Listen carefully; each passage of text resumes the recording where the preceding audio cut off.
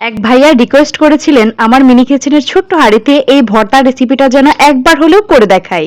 Hello everyone, আসসালামু আলাইকুম। তাই তো চলে আসলাম মিনি কিচেনের আরো একটি ভর্তা রেসিপি তৈরি করার জন্য। দেখি হয়তো অনেকেই বুঝে গেছেন আমি কিসের ভর্তা বা কি রেসিপি তৈরি করতে চাচ্ছি। অনেকেই এই ভর্তাটা অনেক বেশি পছন্দ করেন, বিশেষ করে ময়মনসিংহ বা কিশোরগঞ্জ এদিকের মানুষ অনেক বেশি পছন্দ করেন।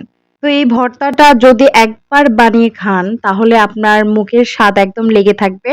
আপনি একদম বিশেষ করে যারা ঝাল খেতে পছন্দ করেন, তাদের জন্য তো এটা একটা পারফেক্ট রেসিপি। তো অবশ্যই পুরো ভিডিওটা দেখতে হলে সাথে থাকবেন। তো আমি আমার মিনি কিচেনে আজকে এই রেসিপিটা তৈরি করছি। এটা হচ্ছে একটা চাপা শুটকির ভর্তা রেসিপি। তো এই ভর্তাটা কিন্তু আমার খুবই পছন্দের।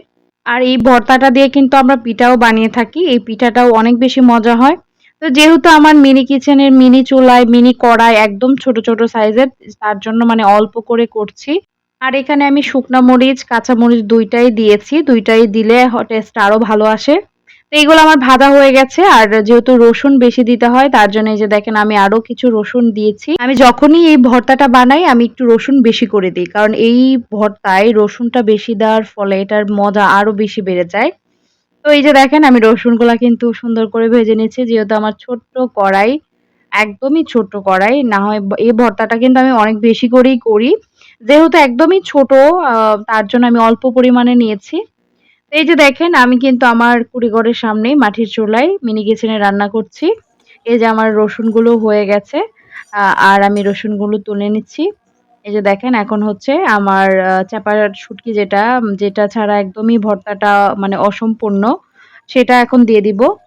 আর এই যে আমি একটা এখানে কচু পাতা নিয়েছি, যে পাতাটা দিলে নিচ থেকে লেগে যাবে না, মানে চাপা শুটকিটা লাগবে না।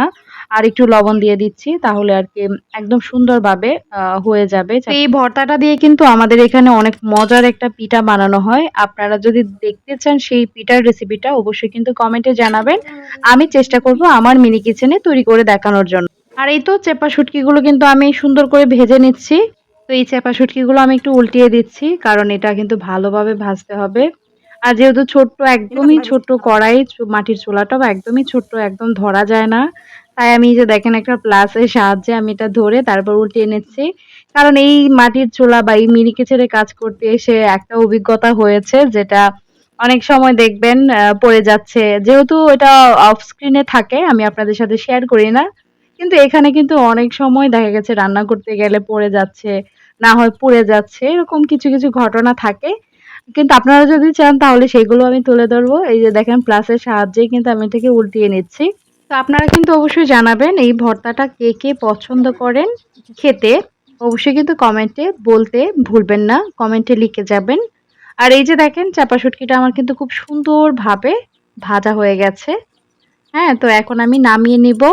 আর এই ভর্তাটা তো আমার ভীষণ পছন্দের। আমি এই ভর্তাটা যদি হয় তাহলে অন্য কিছুই লাগবে না আমার।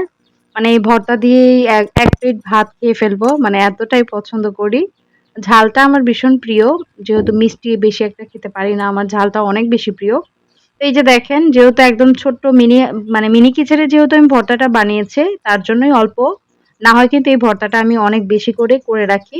কারণ এই ভর্তাটা বেশি করে আমি অনেক সময় ডিপ ফ্রিজেও রেখে দেই। তো এই তো ভর্তাটা আমার হয়ে গেছে আর একদম গরম, গরম ভাত আর এই ভর্তাটা মানে এত মজা, দারুণ মজা। একদম মুখে লেগে থাকার মতো এটার টেস্ট। তো আজকের মতো ভিডিওটা এখানেই শেষ করব।